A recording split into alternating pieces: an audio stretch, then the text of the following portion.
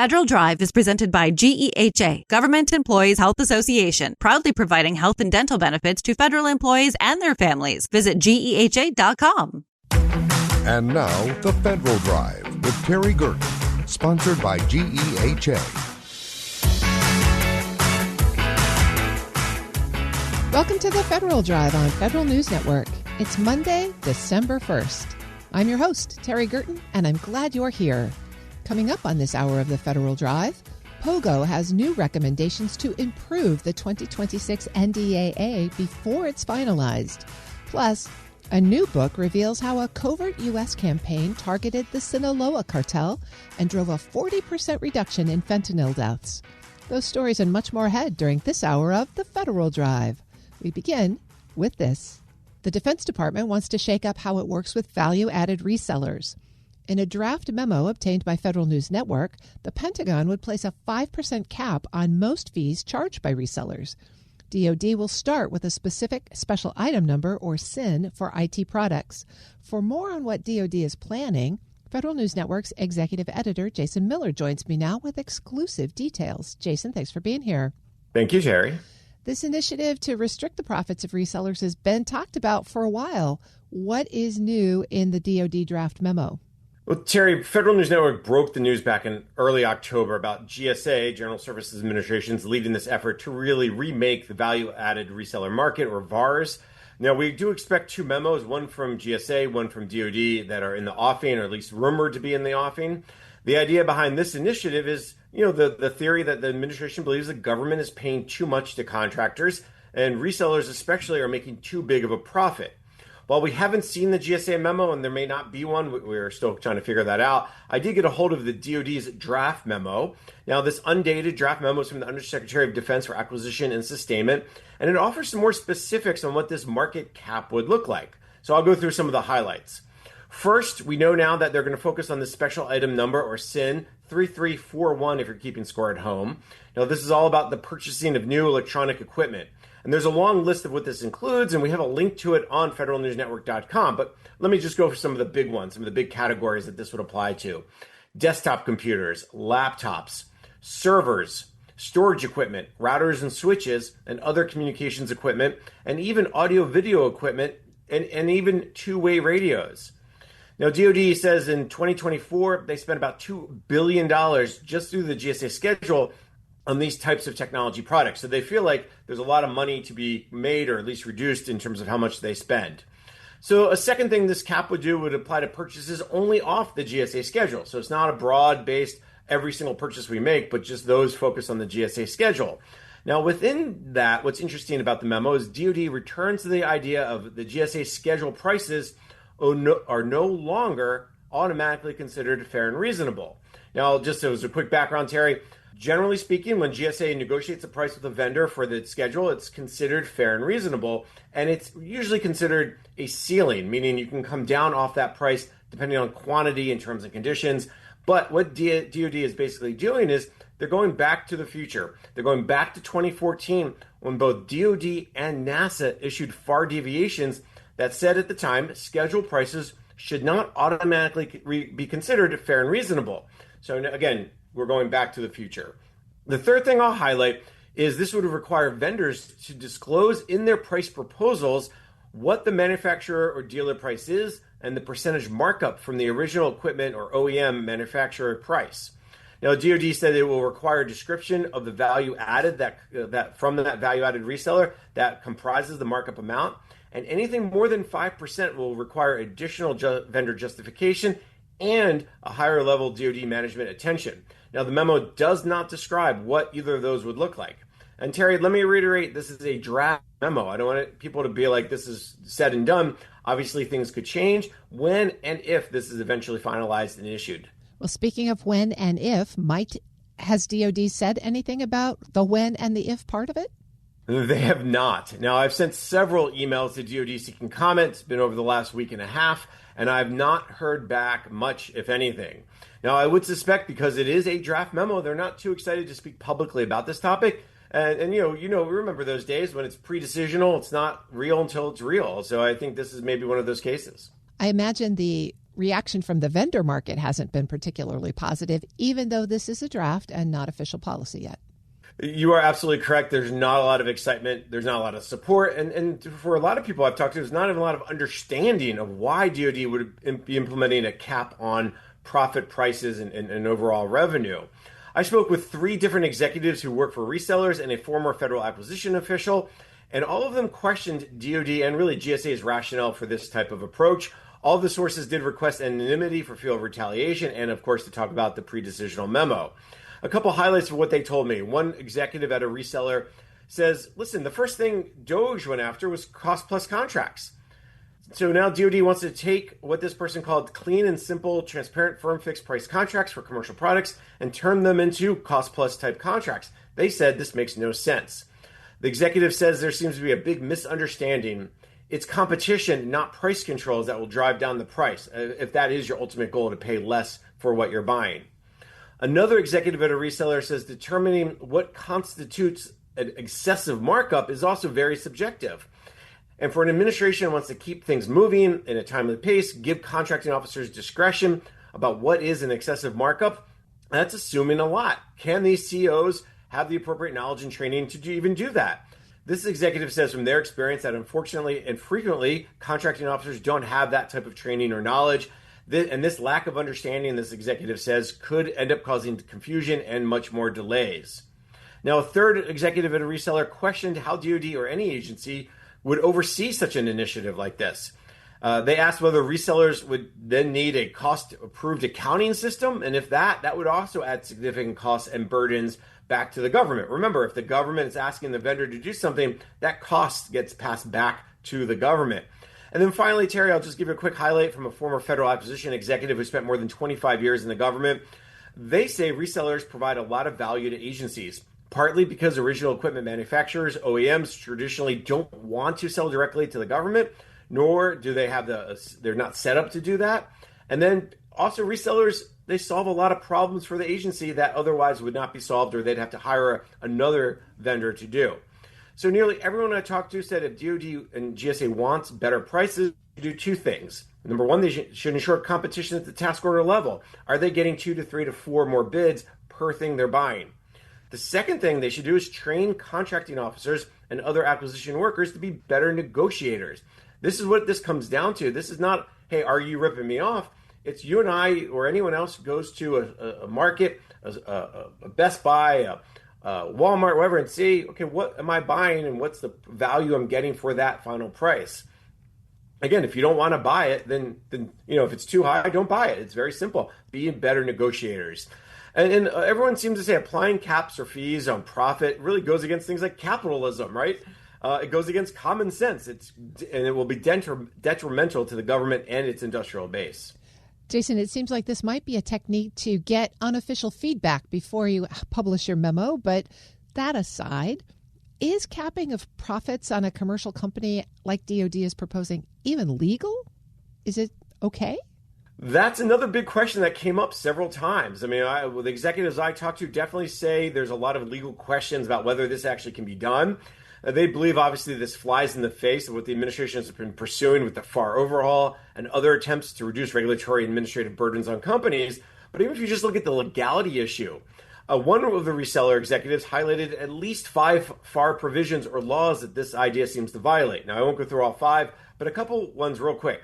The executive says this requirement seems to violate the Truth in Negotiations Act, or TINA, in a sense that commercial items are not subject to TINA, but under TINA, this requires contractors to provide certified cost and pricing data to the government during negotiations for other items that are not in the commercial marketplace, because they are presumed to be competitive environment and they should drive a reasonable price. Another highlight from this executive says this may also violate FAR Part 2 for the acquisition of commercial items. If the government is obtaining a fair and reasonable price, then the focus is not about the contractor cost or reasonable markup or profit. It's really about what are you paying. Again, it goes back to the final price. And then finally, FAR Part 15, the prohibition on obtaining certified cost and pricing data for commercial items. All of this seems to be saying the government is looking to obtain some sort of cost and pricing data, which they shouldn't be. They should be just focused on, hey, is this a commercial item? Yes. What am I paying for it?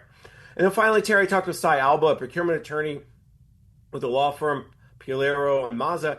And he says if the government is buying through a firm fixed price contract, they're not supposed to be asking for cost and price information. And if it's ordered through the GSA schedule and it's below the maximum order threshold, the prices are determined to be, again, fair and reasonable by GSA. Alba also says if a commercial item or really anything has an adequate price competition, the market, again, competition, is supposed to make the determination that this price is fair and reasonable.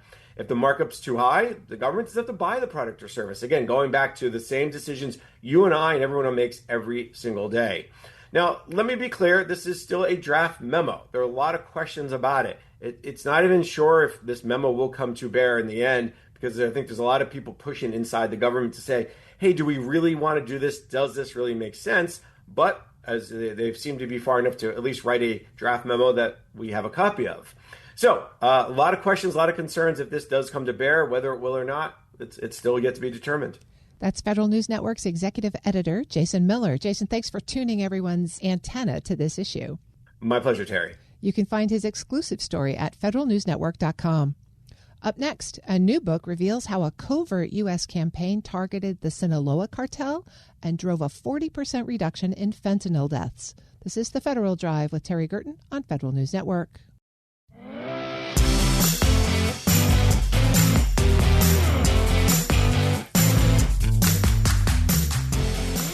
Welcome back to The Federal Drive with Terry Gerton on Federal News Network. The federal government quietly launched its most ambitious anti-cartel operation in decades, targeting Chinese chemical suppliers and the Sinaloa Cartel with cyber tools, diplomatic pressure, and law enforcement muscle. Jake Braun, author and former White House official, reveals how the strategy unfolded and what's at stake if Washington backs off. Mr. Braun, thank you for joining me this morning. Terry, thanks for having me, and thanks to Federal News Network for doing this. Really appreciate it. Well, I want to talk about your new book that talks about the U.S. campaign against the Sinaloa Cartel and its Chinese chemical suppliers. This tells a story that a lot of people don't know. So begin by filling us in on the background. Sure. So I initially got the idea to write this when I was sitting with some HSI, Homeland Security Investigations folks at a retreat that we were doing in Crystal City, actually, talking about fentanyl. And one of the guys there starts going into the takedown of El Chapo. And it's just a fascinating story. And I had no idea how much HSI was involved in this. Obviously, the DEA was super involved as well. And he goes into all the wiretapping they were doing and working with, the Mexican Marines and all this stuff to get him. And so he mentioned this group called the TCIUs, the Transnational Criminal Units that HSI pays. These are elite, in Mexico's case, Mexican law enforcement officials that are on the U.S. payroll and kick down doors for our brave men and women out there. So went down to meet some of them, and we sat at the top of the Sofitel Hotel, which is right next to the U.S.-Mexico Embassy. It's where all the government people sit, and we're sitting there with these agents and their HSI handlers, and it's like a rooftop thing. We're drinking beers, and by the end of the night doing shots of tequila and everything. And these guys are showing me pictures in their phones of like them taking down these huge Sinaloa cartel groups, and they've got like guys with balaclavas all handcuffed next to these helicopters and so on, and talking about the shootouts they're in and everything else. And I was like, oh my God, somebody's got to tell this story. And so I just kind of started writing down what we were doing every week. And eventually it turned into this book. But really, there's kind of three main pieces to it. One is really just an assessment of HSI and really just what they've become as an organization. And at least at that time, really just fascinating everything that they've done in the last 15 years or so since they were stood up. But then also that fentanyl is not a redux of the crack cocaine epidemic. Most people who are taking fentanyl don't know they're taking it. So it really is more like a mass poisoning than anything else.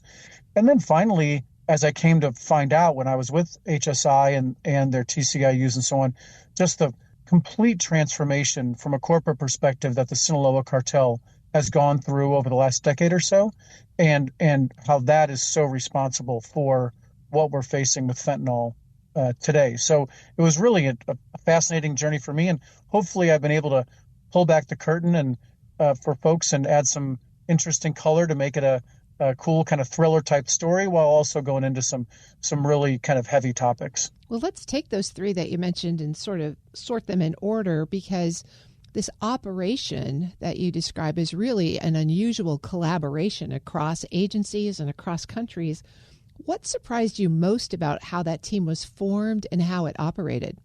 Well, it was really interesting in the sense that for most of history, law enforcement has looked at criminal organizations from kind of a kingpin strategy, right? It's like, like in Chicago where I'm from, they go in and they take down Al Capone and it decapitates the mob here and everything else.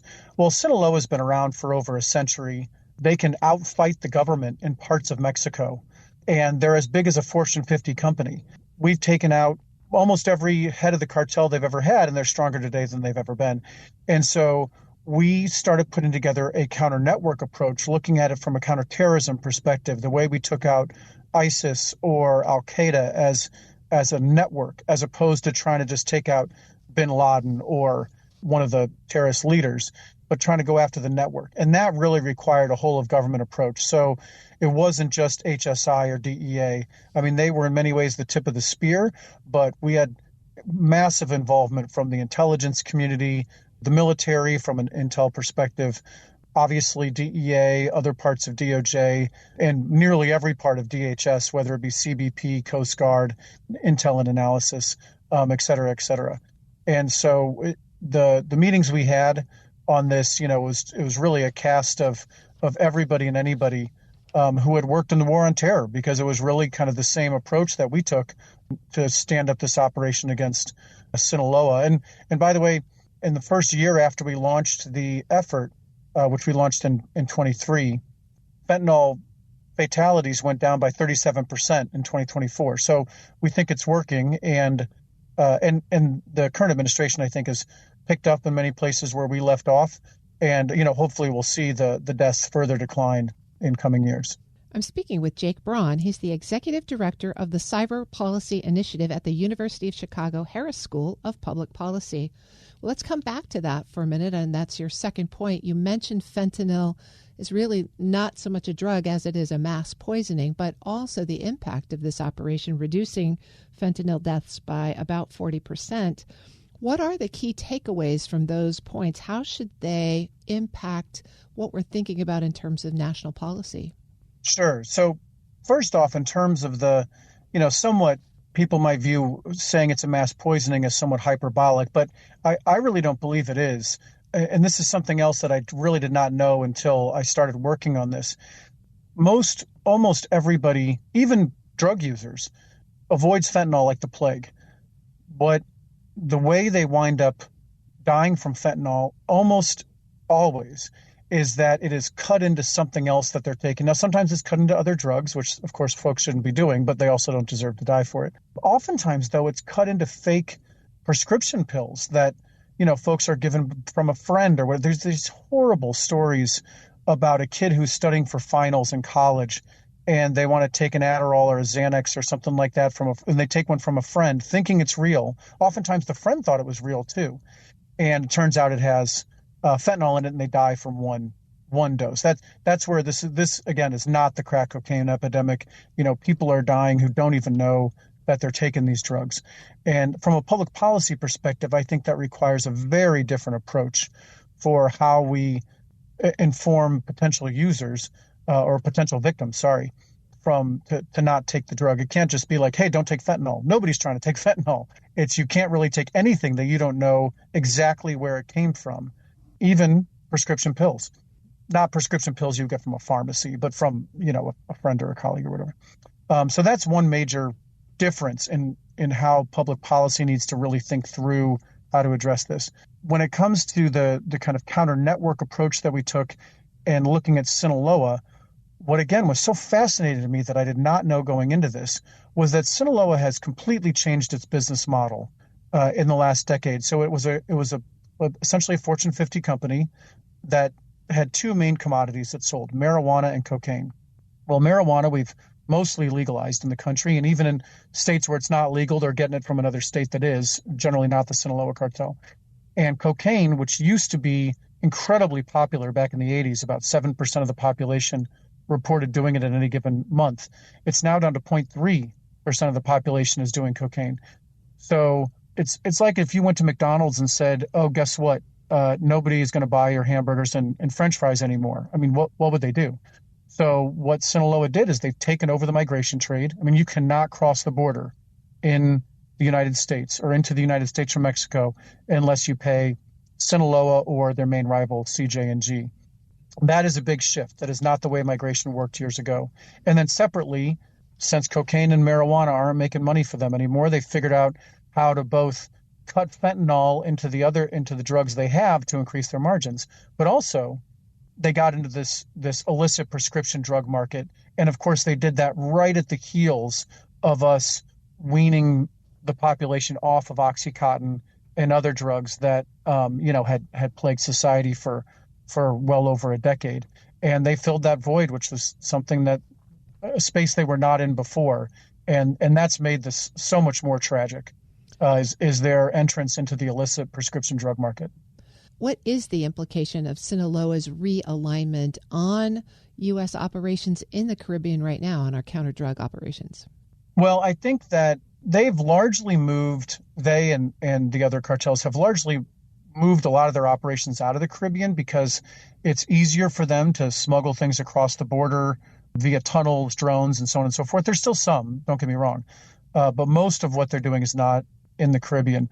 That being said, they have really dramatically stepped up their efforts to try and get fentanyl into the country from any vantage point, including the Caribbean. I think that what's critically important with stopping what they're doing is to really focus specifically on fentanyl, because no administration, Democrat, Republican, Libertarian, Green Party, no administration will ever end criminality. That has been around since humans have existed. It's not going to stop. But we could end fentanyl. And I think if we were able to turn up the heat so high and really just put our boot on the throat of Sinaloa, the way we did on Al-Qaeda and ISIS, they would stop selling fentanyl because they could sell all the other stuff they do, and we'd relegate this back to normal cops and robbers the way we have before with all the other illicit things they do, like racketeering and prostitution and other drugs and so on, things far less deadly than fentanyl. But without that, without a real direct focus on fentanyl, I don't see a world in which kind of a broader approach is really going to end this one issue. And the idea that we're going to end the Sinaloa cartel in general, them or rivals will come in and take their place later. But again, if we focus narrowly on fentanyl, I think we could end this epidemic in the United States. And there's a moment for this right now. I think the president has shut down the border, or at least shut down illegal crossings. He fulfilled his top campaign promise basically already.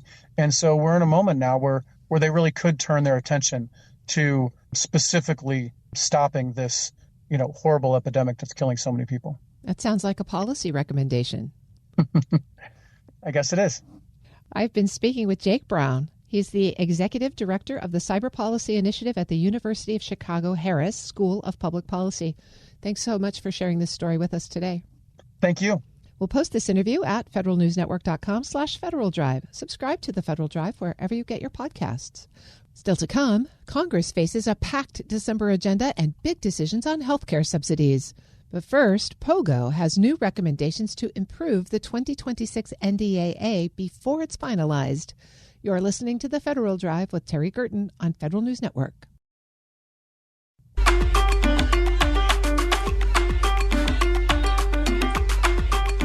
Welcome back to the Federal Drive with Terry Gerton on Federal News Network.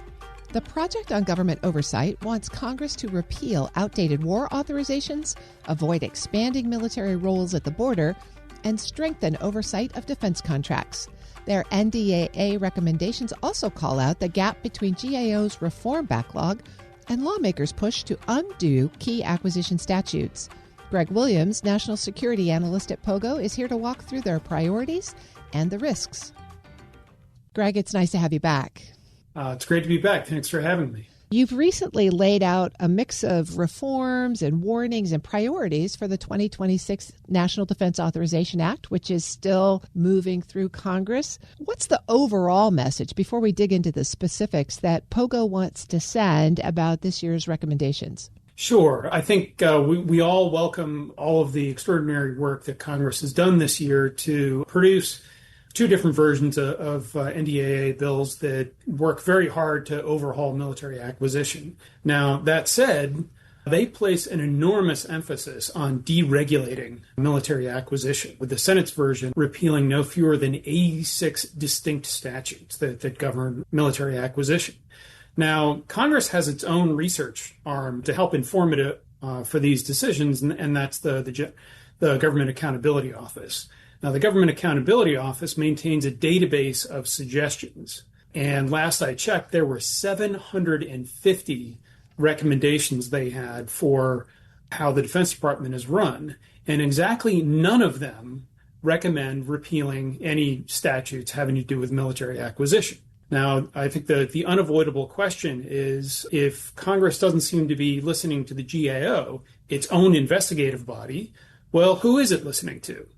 I think it's only logical to wonder to what extent these changes are being pushed by the defense industry, perhaps at the expense of the interests of the taxpayer.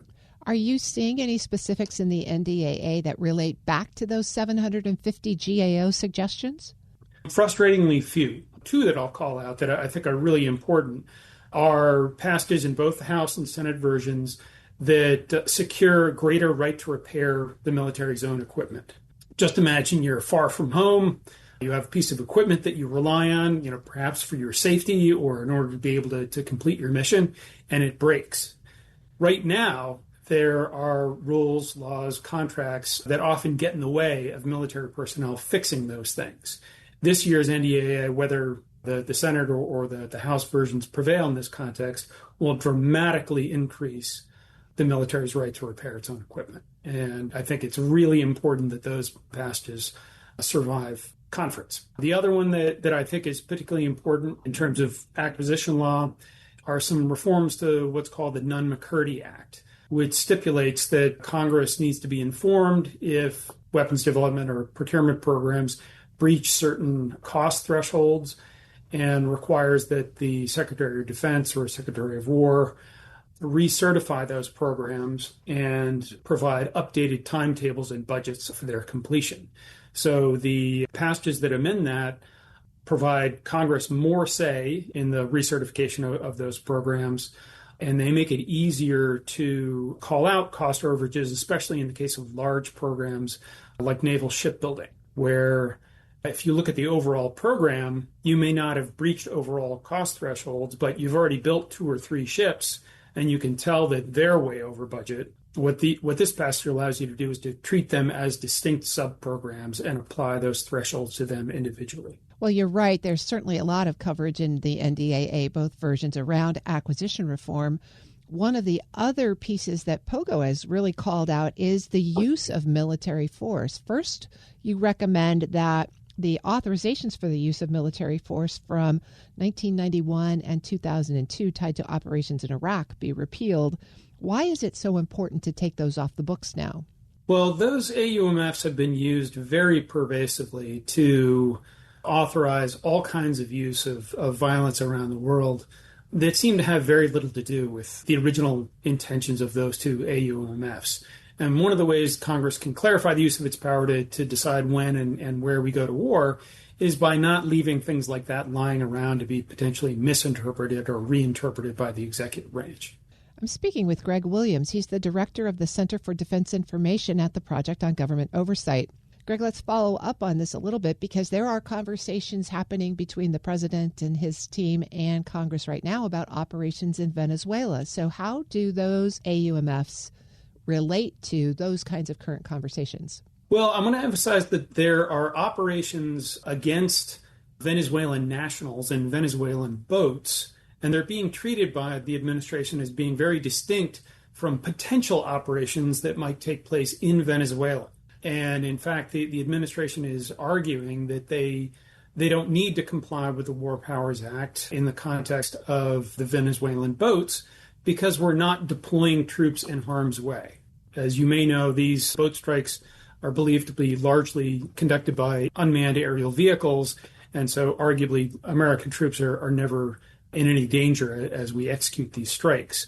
Now, if we were to invade Venezuela, or if we were to fly crewed aircraft over Venezuela, or even close to Venezuela and engage in a shooting war with them, that would more clearly trigger the requirements of the War Powers Act, or at least that would not be subject to the exclusion that the Trump administration has called out in the context of those boats. One of the other concerns that you raise about military deployments is border enforcement and the use of military forces in that function. What's the concern there? Well, the overall concern is that what we're seeing is a steady erosion of what we thought were bright lines protecting both American citizens and others against being arbitrarily seized or killed. And whether we see those lines blurred outside our borders, as in the context of these boats, or inside of our borders, it just makes us all a lot less safe. It's much harder to count on not being, swept up in some raid and potentially deported to a foreign country without any meaningful opportunity to defend our rights. Well, military deployments and acquisition reform are really, really big topics. I want to pull you down to something a little more wonky and talk cost accounting standards, because you've got a recommendation in here, and there's been a lot of conversation about moving DoD from cost accounting standards to GAAP, generally accepted accounting principles. Why was that important enough to raise in your memo? I think it represents a fundamental misunderstanding of how accounting in general works. And it undermines a very basic control that any customer organization wants to have over vendors that are submitting things like expense reports. So at a high level, I would describe the generally accepted accounting principles as a set of tools that are created by an industry consortium to protect shareholders in private organizations from misrepresentation of the value of the enterprise. Cost accounting standards are like the expense report guidelines that any consultant or anyone who's ever worked as a customer for a big business has to comply with. And different customers have different standards. Some say you can't have any alcohol at all with your dinner. Some say you can have one drink. Some say if you've traveled less than 50 miles, you can't submit any meal-related expenses. It represents an agreement between the customer and their vendor about what is and is not an acceptable expense.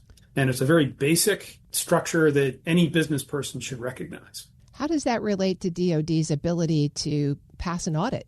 I don't think it is particularly related. As long as you follow whatever rules articulated for you, you can pass an audit.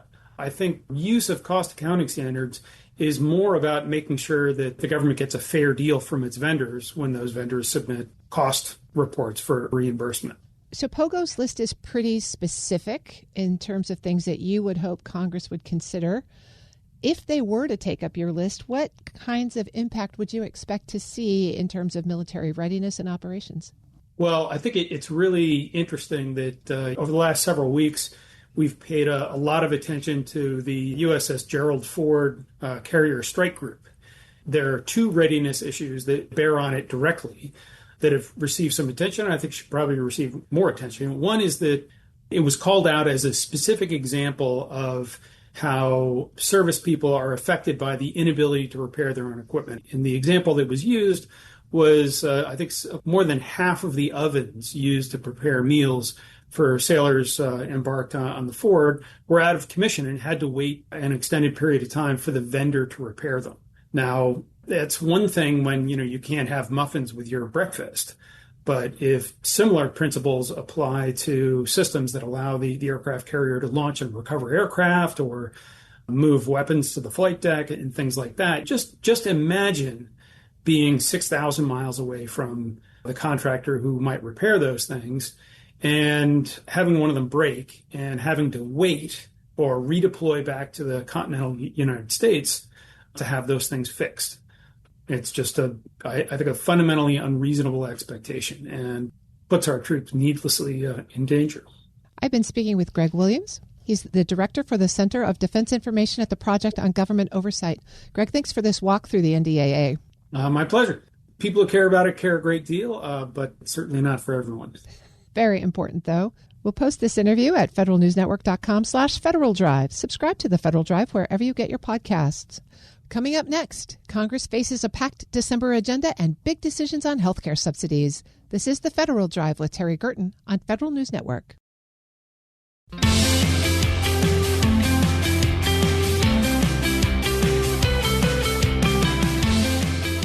Welcome back to the Federal Drive with Terry Gerton on Federal News Network.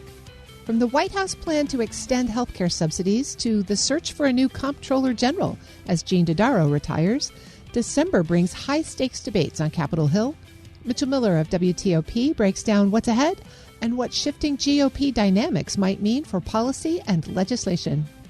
Mitchell, it's great to have you back. Good to be back. Last week, Congress was in recess, but that didn't mean it was a quiet news week. The White House floated a plan to address the healthcare subsidy problem that was part of the shutdown agreement. What are you hearing there and how's it playing? Well, when this trial balloon floated, it completely caught a lot of House Republicans, particularly off guard. They were totally surprised by this. And the fact that it was going to be a 2-year extension, now it would have potentially included some of the reforms that GOP lawmakers are looking for. They want limits on income that are now brought down a little bit more. They want some reforms that they say will take care of waste. But this definitely was quite an event here on the Hill, given the fact that the lawmakers are spread out all across the country in their districts, but they quickly made it clear that they did not like this proposal. And so while there was talk about it being rolled out last week, the White House quickly put the brakes on it and said, okay,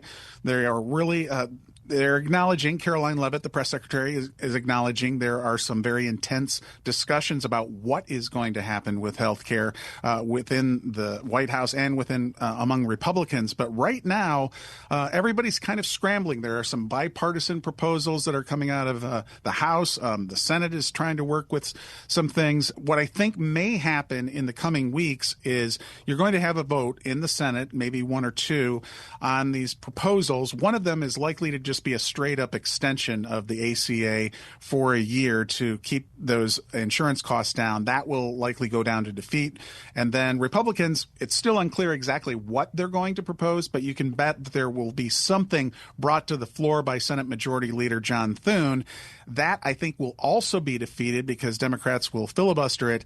And then I think what is really going to probably happen is this is all going to get pushed into January. And when people start seeing those eye-popping insurance costs going up $100, $500, $1,000, $2,000 and more per month, that is going to put a lot of heat on lawmakers to try to come up with something.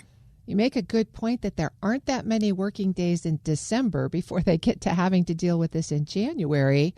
What else is on the congressional agenda for those few days? Well, that's a big question because last week was just really a lost week. When the House came back after the shutdown, there was all this talk about they were going to get right back to trying to get back to regular order, and we were going to see a lot of action on appropriations bills. That really just did not happen. There were a few symbolic votes in the House, and so they've still got this set of 9 appropriations bills that they have to deal with. And even though they keep talking a good game and saying that they're going to address them, and there is some appropriations meetings going on back in behind the scenes, but that's going to be the real big thing that they need to at least start getting some traction on some type of a minibus, perhaps bringing together 3, 4, maybe 5 big legislative bills together. But right now, that is still in a free-form position. So we'll have to see with only those limited work days in December, will they actually get much done? It feels like we talk about the NDAA every time, but that was supposed to come up for a vote in early December as well. Right, and that looks like it's being delayed as well. There's, as you know, many provisions in it that are getting a lot of discussion. Among them, of course, is one of them related to artificial intelligence, the AI provision in the NDAA. There's so much agreement on the NDAA, and we know that this always gets passed every year, but I think that's the big sticking point right now is that basically this push to put a hold on everything that would happen in the states with AI so that the federal government could try to get its arms around it. And there's been a lot of pushback from state lawmakers as well as the House lawmakers that are involved with those people. So I think the NDAA is going to get pushed back a little bit more. Certainly they're close. You have House and Senate negotiators just trying to bring all of this together. That'll be a big one this month. I'm speaking with Mitchell Miller. He's Capitol Hill correspondent for WTOP. Mitchell, one thing that's got to be on lawmakers' minds in December is the retirement of the Comptroller General, the head of the Government Accountability Office. Gene Didaro's term ends at the end of the month. What are you hearing in terms of the maneuvering and the nomination for his replacement? Well, I think there's actually a lot of nervousness right now about what is going to happen with him. He has been a steady hand on the rudder, as you know, for close to 15 years now, and there's really a lot of discussion about how they're going to get a successor to him. And frankly, it's not really clear what's going to happen. You have this panel of lawmakers that are supposed to nominate the next person, but they're also looking for some guidance from the White House because that will have a big role in the type of person that replaces him. And the fact that this is, one of the most prominent unelected positions in the federal government, the fact that this person is really responsible for rooting out waste, which Republicans have said they want to do and that they tried to do with DOJ. How much of a leash is the new head of GAO going to have? Will the White House go along with Republicans? We've seen Republicans starting to assert their own voice a little bit more, saying that they want some independence here. Or will the White House crush that and say, President Trump says, I want this person and we're going to put them in. So I think we're going to see a lot of maneuvering here in the next few weeks because he will be gone, as you know, later in the month. Do you think it's an opportunity for Congress to push back or take back some of its authority? GAO is their oversight body. Right, exactly. I think there is because, whether they're Republican or Democrat, I think the institutionalists, at least, believe that this type of leadership is necessary. And there's no question about it. Whatever political stripe you're from, this office does root out a substantial amount of waste. I mean, they talk about something along the lines of $160 billion in the past year.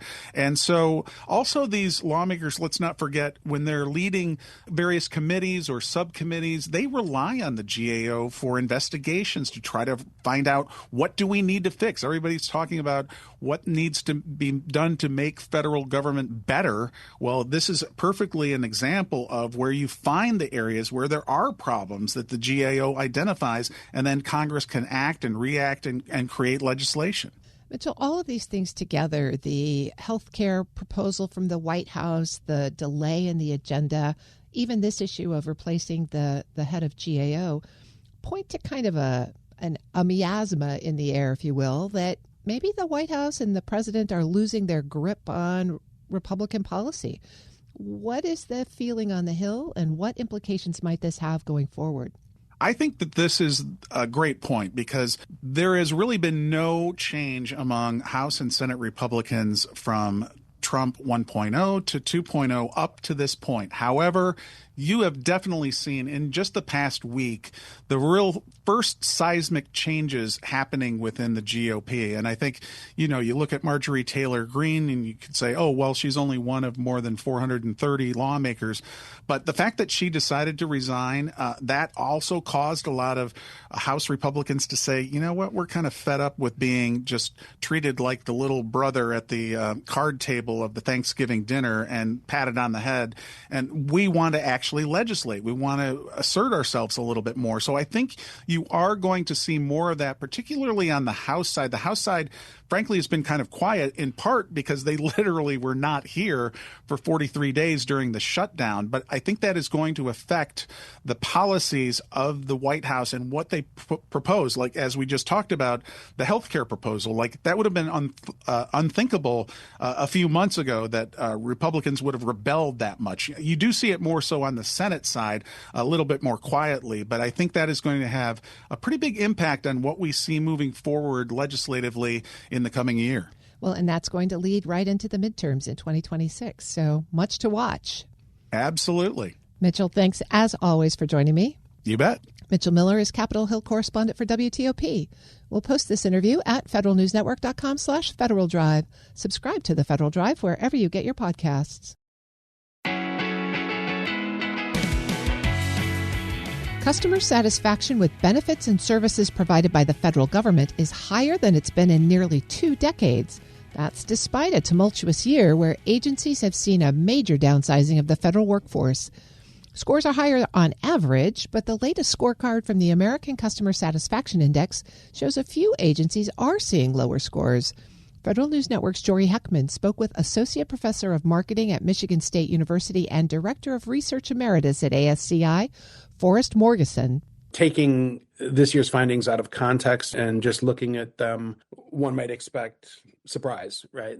What's going on with these findings? We've had a really turbulent year at the federal government. When you consider thinking back to earlier in the year, we had all of the layoffs and sort of workforce disruptions going on within the federal government. Regardless, in that context, it sounds like satisfaction should be plummeting. When you look at our data, however, federal government satisfaction has actually been going up steadily over the past 4 or 5 years. So we've seen incremental improvements, and this is really just a continuation of that trend. So in that sense, what we're seeing is, building on the improving satisfaction that's already been going on for 4 or 5 years. How do you feel agencies have kind of effectively seasoned that momentum? I mean, this seems to be something that gets better year over year for some time now. I think a lot of it is sort of a long delayed catching up to the private sector in the deployment of information technologies, the kinds of things that we've been talking about both practically and in academia as well for 25 years, which is e-government. When is the federal government going to fully integrate some of the technologies that we have in the private sector that's made, consumer experiences so much better in many ways? When are we going to fully get that integrated into the federal government? And I think we've seen some more successful e-government deployment over the past few years. And I think that's a big part of it. I think a lot of that was sort of forced by the COVID pandemic, when we had, so much disruption to the way not just government, but society as a whole works. And the government got on board maybe a little bit more and was better at deploying those kinds of technologies that make consumer and citizen experiences better. Looking at the top performers of specific agencies here, looks like the Agriculture Department's Farm Service Agency stands out as the highest overall score of any one agency. Is there anything that you look to here, Forrest, that you see as them being a model agency when it comes to CX, things that they are doing that other agencies should try to emulate? It's always important to keep in context what exactly are the services being offered. In this case, you've got a lot of people that are coming for food and nutrition service. So SNAP benefits and things like that are being sent out through the Department of Agriculture. And as long as those benefits are running, and we saw that they didn't over the past few weeks, but as long as those benefits are running, it's a relatively easy process to receive those benefits monthly with the charge up that recipients get. So a streamlined process that results in them, getting a benefit from the government. And those kinds of things tend to be popular. It's when you get into processes or regulatory kinds of experiences with government that's where government really tends to, at least in the eyes of citizens, fall short. And to some extent, that's to be expected. None of us like paying our taxes. None of us like going through onerous processes that we're required to go through. Reporting on our businesses, paying our taxes, those kinds of things are not generally, trying to get some kind of a license or some kind of a certification. Those things can be, time consuming and not necessarily have a payoff at the end of them. And so they tend to be less satisfying. But to the extent that the Department of Agriculture is offering those more satisfying type benefits services, it's not surprising that they find themselves at the higher end of the satisfaction ladder. It seems like artificial intelligence is a driver for a lot of this work, making employees more productive, being able to respond to more queries, more questions, people calling or reaching out online. Can you explain how this early introduction of AI has been perhaps a game changer for some agencies? I think, as with everything else, what we're seeing is that as AI really exponentially improves, as it has over the past few years, it's able to do more and more complex tasks and answer questions that many of us might otherwise have to go through a call center or send an email, multiple emails to try to get answers for. And so to the extent that the government can deploy that for government-related issues that citizens are having, it's going to make things easier. We're seeing it now across the private sector. So, you go to your cable company or your wireless telephone company and you try to seek answers to a problem that you're having. And more often than not, you're talking to an AI bot, and that bot is able to provide you a pretty detailed and correct response to your problems. Same kind of thing in government. It just tends to ease processes and make them quicker and simpler for consumers or citizens in this case. I notice a delta between the scores for call centers versus web services, and seems like people generally prefer the web services, have a higher satisfaction score for those versus the phones. Can you maybe explain a little bit more about that and what agencies are making of that data, whether they are aware of it or not? We've seen, I think, some agencies like Social Security, just as a matter of policy, have tried to push more of their customers, more of their beneficiaries online versus over the phone. I think that the explanation to that is relatively straightforward. I think many, not all, but many consumers, certainly the sort of digital native consumers and citizens, those who are really comfortable using the internet for things, they're going to the internet first. And if they're able to get their question answered on the internet, they're happy. They've gone to this technology, they got their question answered. It was quick, it was hopefully painless, and they're done. It's only when you can't, for again, not all, but most consumers, it's only when you can't find something like that on the web that you then turn to a call center to get your question answered. So you've got a built-in sort of check mark against you in that consumer's mind. I've already tried to go to your website.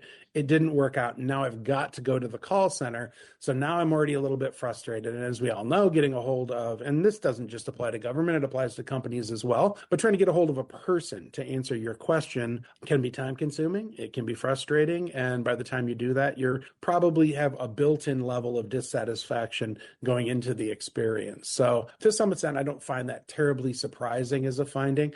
All government company, everybody wants us to go to the internet first, because their hope is if you can solve the problem online, you don't have to burden the call center and the limited number of call service representatives that they have. And that sort of is, I think, driving the phenomenon you're talking about. Going back to the numbers of it all, on average, the government writ large did better in terms of the metrics, but I am seeing a couple of agencies where some level of decrease, right? It looks like Homeland Security is down a little bit. It looks like Office of Personnel Management is down 7%. I know to some degree you're just gathering the data, and there's perhaps not a narrative around that, but is there anything you make of these agencies that are on the decrease, on the decline?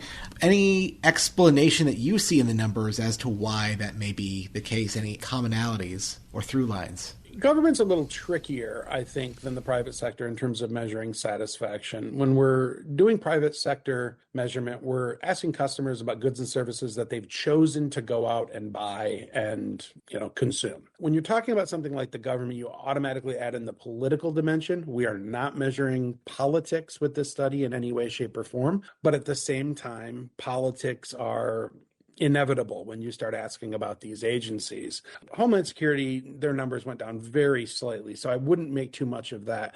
When you think, however, the big drop of Office of Personnel Management and the outsized role they played earlier this year in cutting jobs for a lot of federal workers, that was a big news story. And a lot of people would have seen that, would have maybe for the first time become familiar with what OPM is and what it does, as sort of the HR department of the federal government. And that very well could have biased people's perceptions about OPM. This isn't a study of political satisfaction. It's with government and government services. But at the same time, because of the nature of government, because of political polarization in our country and those kinds of things, it's hard sometimes to detach what is a real drop in services and what is just public noise in the background about these different agencies and programs. Forrest Morgeson is Associate Professor of Marketing at Michigan State University and Director of Research Emeritus at ASCI, speaking there with Federal News Network's Jory Heckman. You can find the full story at federalnewsnetwork.com. The Federal Drive with Terry Gerton is produced by Eric White and Michelle Sandiford. Our web editors are Daisy Thornton and Stephanie Wright. For the latest updates, stay with federalnewsnetwork.com or follow us on Facebook, YouTube, and LinkedIn. I'm Terry Gerton. Thanks for listening.